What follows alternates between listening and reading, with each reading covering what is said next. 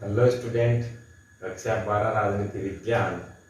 हमने जातिवाद को कंप्लीट पढ़ा, जातिवाद का अर्थ पढ़ लिया, विशेषता पढ़ ली, सकारात्मक नकारात्मक पक्ष पढ़ लिया। आज है सांप्रदायिकता, और सांप्रदायिकता का अर्थ पढ़ेंगे, इसके रीजंस पढ़ेंगे और इसके कारण रोकने के बाद भी पढ़ेंगे। तो वास्तव में सांप्रदायिकता होती क्या है? कोई भी समूह या समुदाय जिसका उद्देश्य भाषा, संस्कृति, सभ्यता,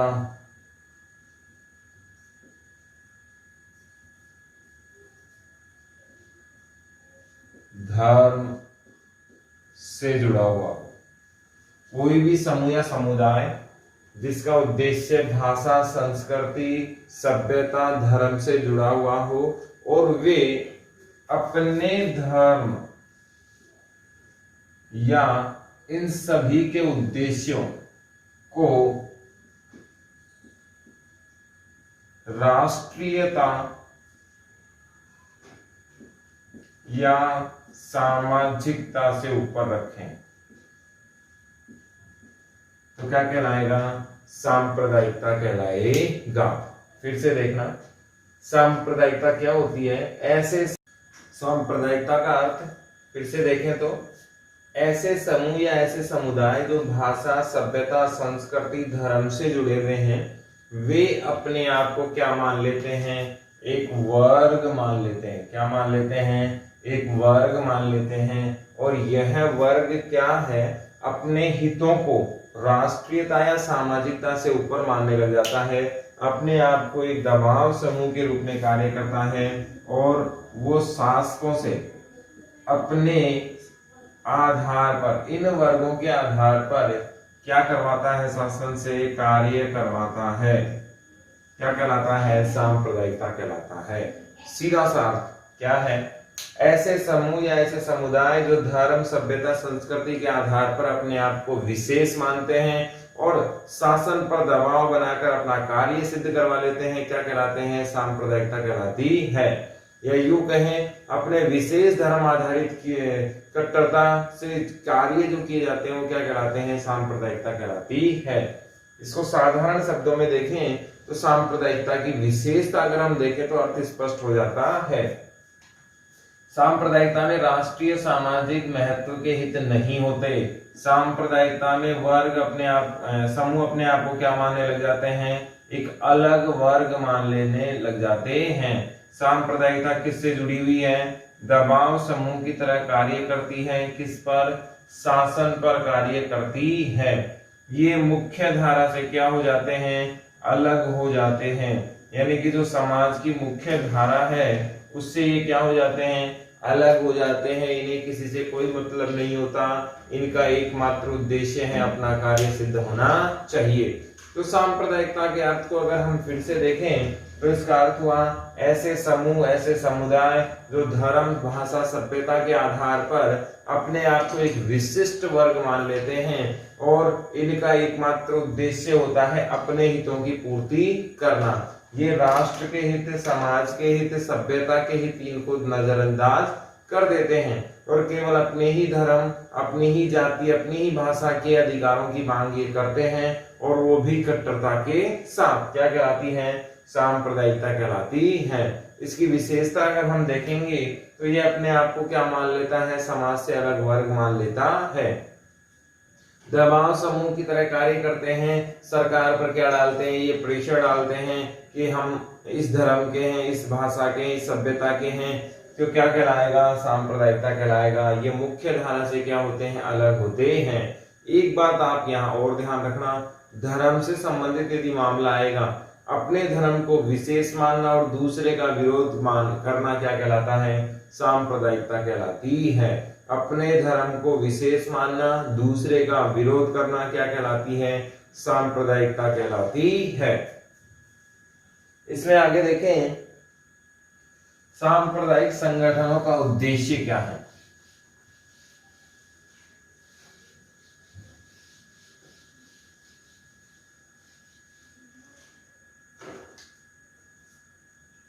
इसमें अगला बिंदु देखें तो सांप्रदायिकता के जो संगठन है उनका मेन टारगेट क्या है, वो क्या अचीव करना चाहते हैं, वे क्या बनना चाहते हैं, दबाव समूह बनना चाहते हैं और अपने नैतिक व अनैतिक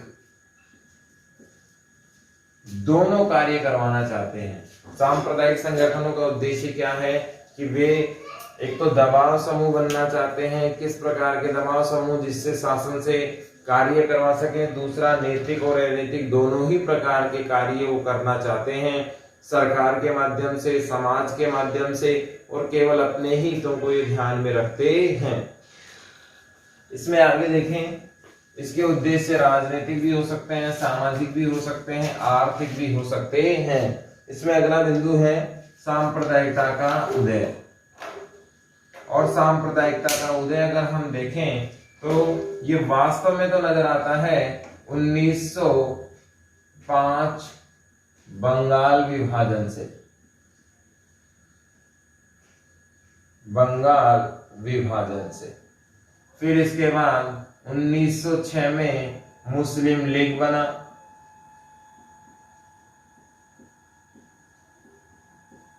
इसके बाद द्विराष्ट्र सिद्धांत,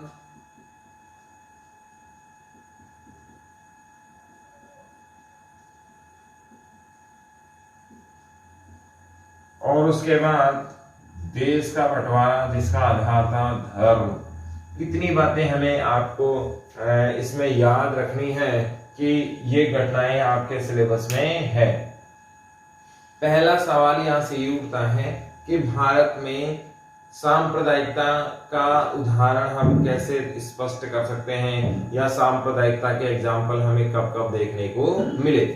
सबसे पहले अंग्रेजों की घटना देखें तो अंग्रेजों को ये लगने लगा कि भारत में दो धर्म है, महत्वपूर्ण धर्म, जिनकी संख्या क्या है, ज्यादा।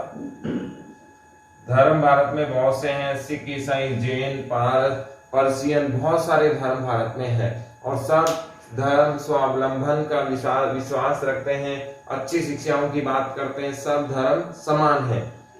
किसी की संख्या ज्यादा है, किसी की संख्या कम है, लेकिन सब धर्म क्या है, बराबर है, सब में कुछ अच्छाइयां कुछ बुराइयां हैं।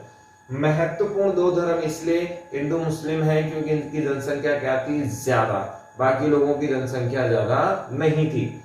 अब हुआ क्या, 1857 की क्रांति में इनको ये लगने लगा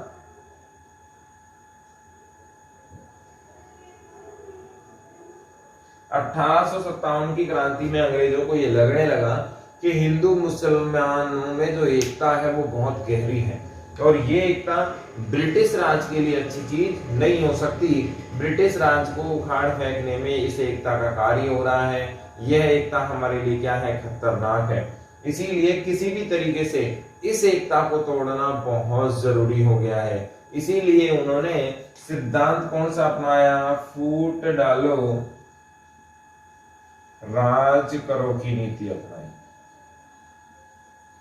आपको याद होगा कि यही नीति भारत के राजाओं को लड़वाने के लिए भी की गई।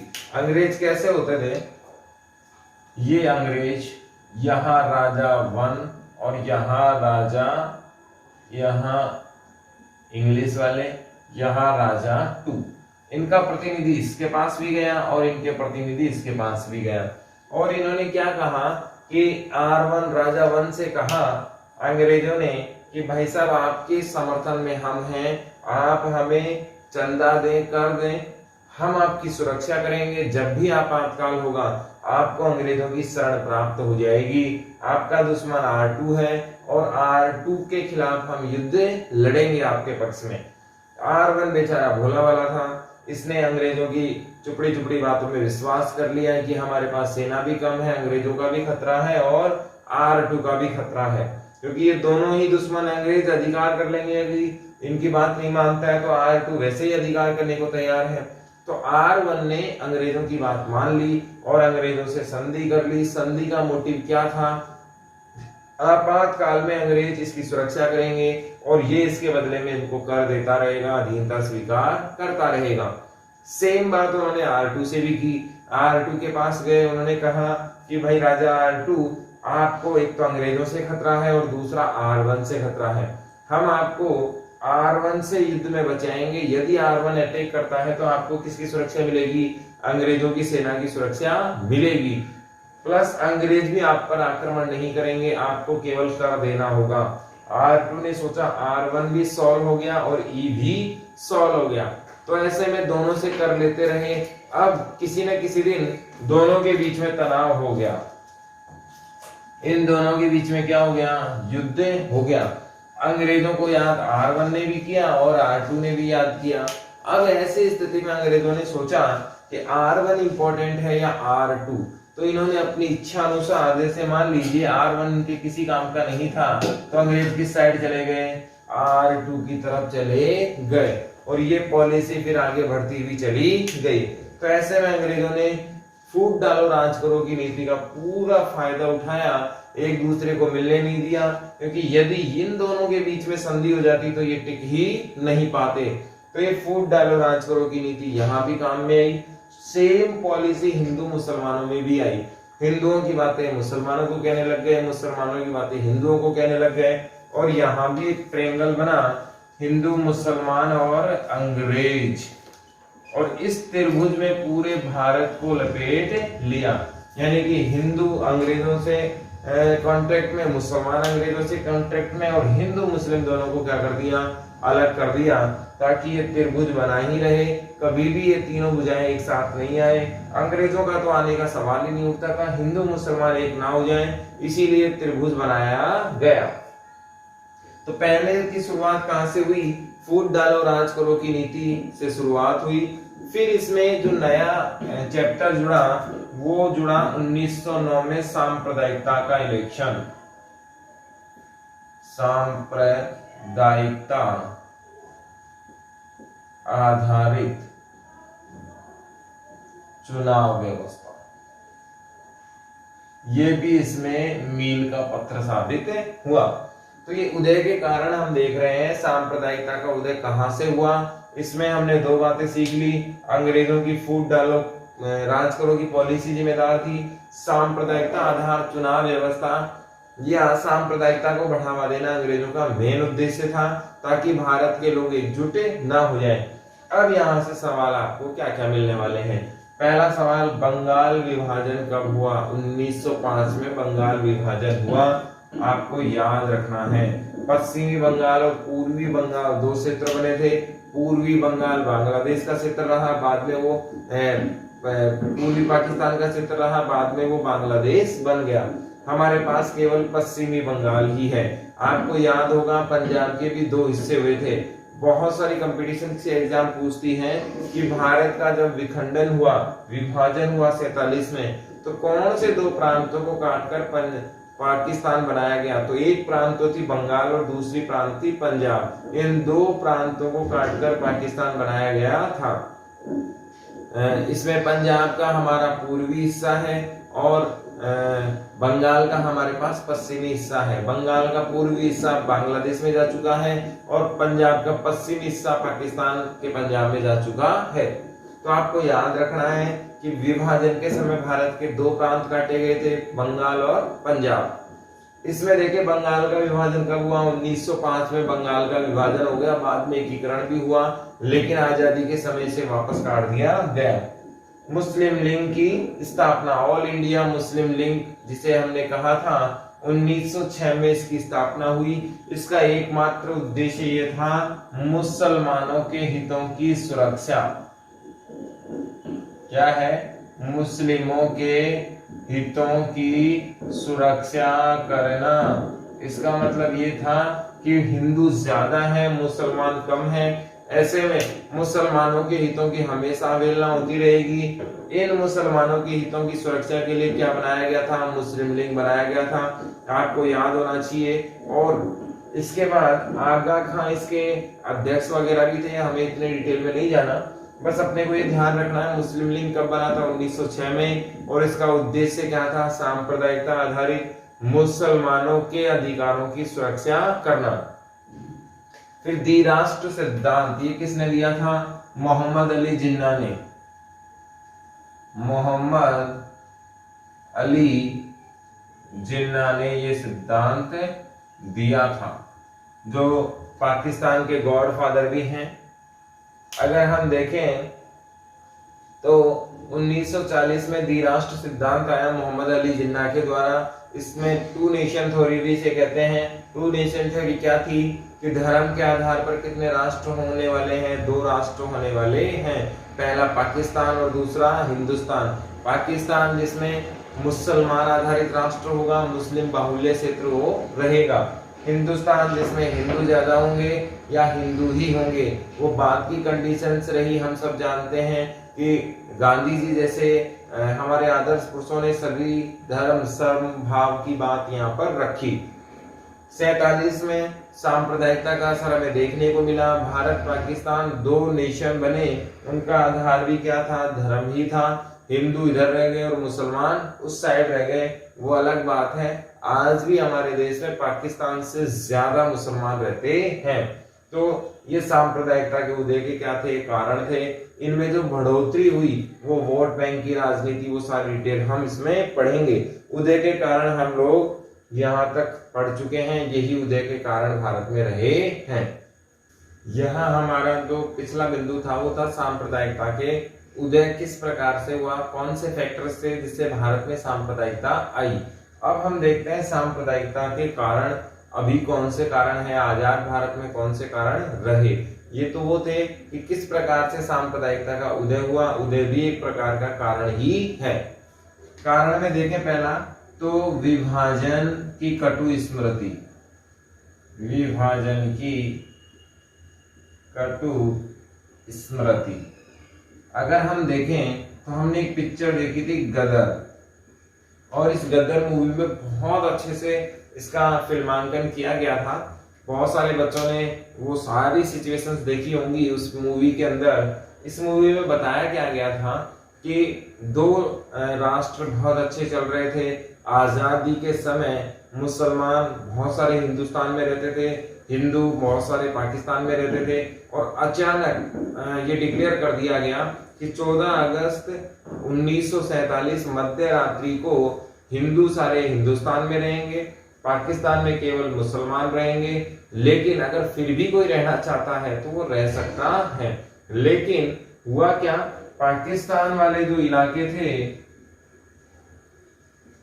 यहां पर हिंदुओं से मारकाट हुई और हिंदुओं को कत्लेआम किया गया। ऐसी स्थिति में हिंसा भड़क उठी और पंजाब से जो लगे हुए क्षेत्र थे, यहाँ रेलवे लाइन से जो आना जाना हुआ करता था, उसमें भयंकर मारकाट हिंदुओं को काट कर और ट्रेनों में भेजा गया, जिससे इतनी भयंकर हिंसा भड़की कि हिंदू लोग पाकिस्तान से बड़े मुश्किल से निकल कर आए और हिंदुस्तान से मुसलमान बड़ी मुश्किल से पाकिस्तान पहुंचे।